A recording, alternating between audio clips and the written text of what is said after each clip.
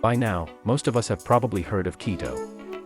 Magazines, books, YouTube videos, social media posts, and podcasts about keto have been growing in popularity.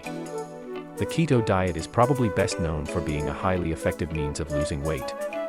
And since 2 of every 3 people in the US are overweight or obese, it's no surprise that keto is gaining more and more attention. In this video, we'll take a close look at what keto is, how it works, and its pros and cons, so you can decide if it's worth a try. All that, coming right up.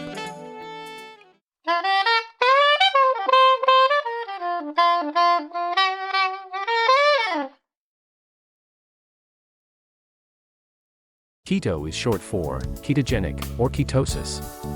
Ketosis is a natural metabolic state that our bodies enter when our carbohydrate supplies and stores are low. When this happens, our bodies switch to an alternative fuel source, namely ketones, which are derived from our stored fat. Like hybrid cars, our bodies can run on different energy sources. In keto, our bodies use fat and ketones as our primary energy source. Keto is not new. Paleoanthropologists deduce that early humans often endured extended periods with little or no food due to limited availability. So, their bodies became optimally adapted to survive famine by storing energy in the form of fat. Fat contains more than 2 times the amount of energy per gram as compared to carbs. So, this makes it a more enduring fuel. The keto diet was used to treat epilepsy as far back as the 1920s. When people fast, they eventually enter a state of ketosis. Human babies enter ketosis within a few hours after their umbilical cords are cut. So, to enter a state of ketosis, we must reduce our carb consumption and stores.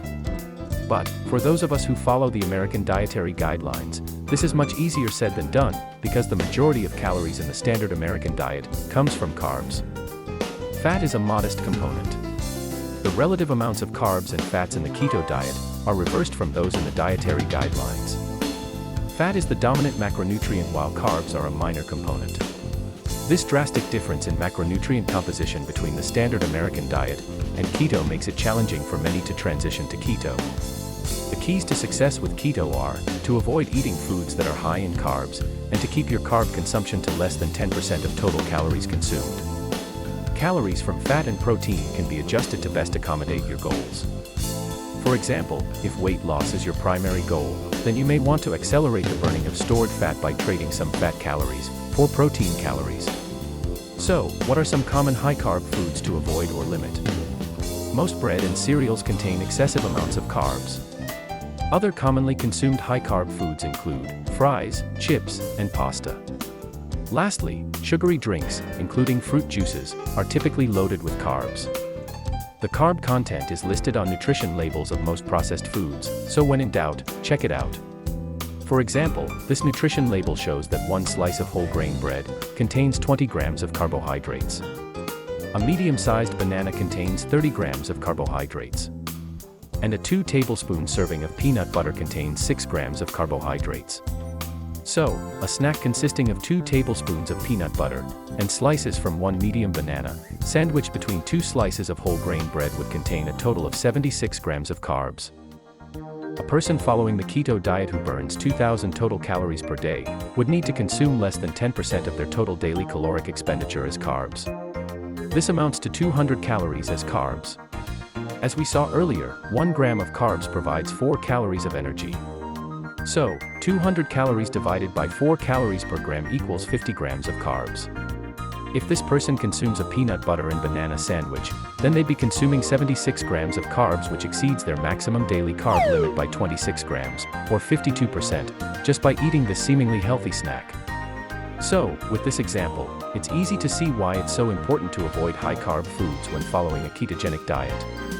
Having to give up, or greatly limit, your favorite foods may seem like too much to sacrifice for weight loss. But the benefits of keto go well beyond weight loss.